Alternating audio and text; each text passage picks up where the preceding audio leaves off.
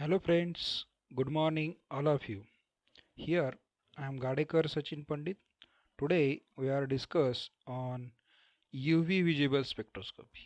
Okay, so last lecture yesterday we are discuss on introduction of spectroscopy. Okay, so in this chapter we are discuss a type of electromagnetic radiation, molecular excitation, molecular energy levels, and absorption of spectroscopy, types of spectroscopic methods, as well as explanation of electromagnetic radiation. Okay, so in this electromagnetic spectrum, okay, so this spectrum consists arrange a radiation. Okay, so radiation arranged in different wavelength, left to right. Okay, so in this electromagnetic spectrum, cosmic ray to radio waves. Okay, so arrange cosmic ray are highly energetic and shortest wavelength. Okay, so radio waves are highest wavelength and least energetic. Okay, so in between UV radiation. Okay, also discuss UV visible radiation. Okay, so today we are discuss a introduction of UV visible spectroscopy.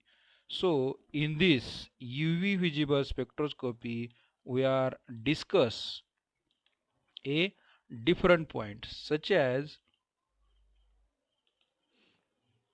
UV visible spectroscopy.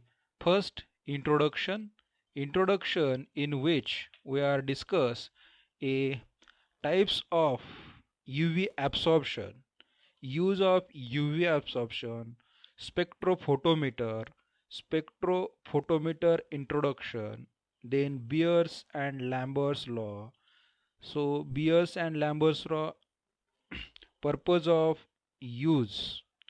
Then we also discuss energy absorption, electronic excitation, then type of electronic excitation. Okay, so there are different types of electronic excitation we discuss in last in in this lecture. Okay, so now we are discuss a introduction.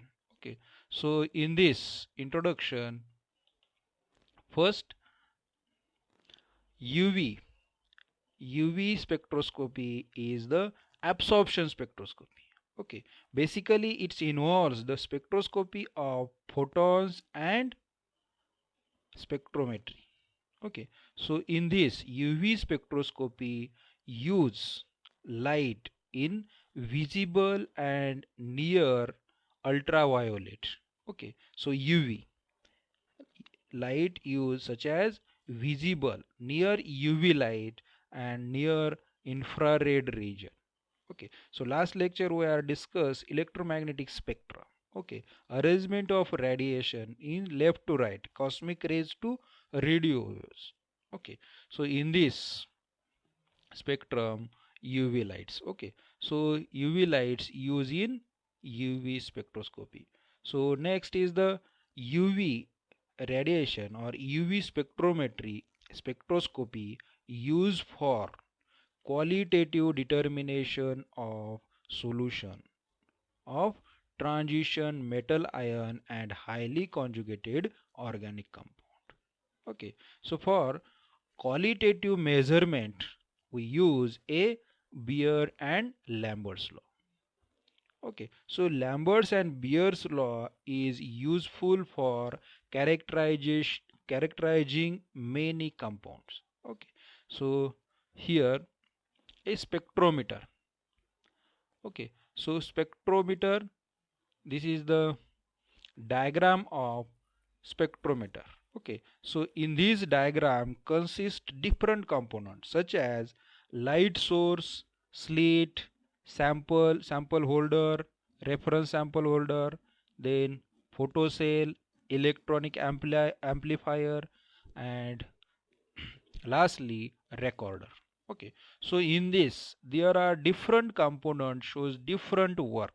Okay, so light radiation, generally light source is a ordinary source. Okay, so then use a prism. So these ordinary light transferred to the prism, and then slit.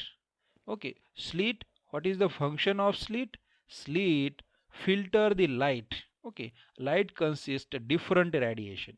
Okay, so these slit converts polychromatic light into monochromatic light and only transfer in monochromatic light. Okay, so then these mirror reflect the light towards the sample. Okay, sample consists a cuvette. Okay, cuvette containing sample and their different concentration. Okay, so light absorption is depends on the concentration. Okay, so then photocell and then transfer these absorbed light towards the electromagnetic or electronic amplifier, and then these amplify the record spectrum in record component. Okay, so this is the components, different component shows different function in spectrophotometer. Spectrophotometer used for UV. Okay, so in this spectrophotometer, samples and solvent. Okay, so samples, very few milligrams sample dissolve in about 100 ml. Okay, solvent, a proper solvent, like these solvent absorb 0% light and transmit 100%. Okay, so in practical we are also done in this practical. Okay, so UV spectrum we use a few milligram of sample. Okay, so these sample dissolve in a solvent. Those solvents are zero absorption and 100% transmission. Okay, otherwise these experimental can be done. Okay, so next is the Beer-Lambert's law. What is Beer-Lambert's law?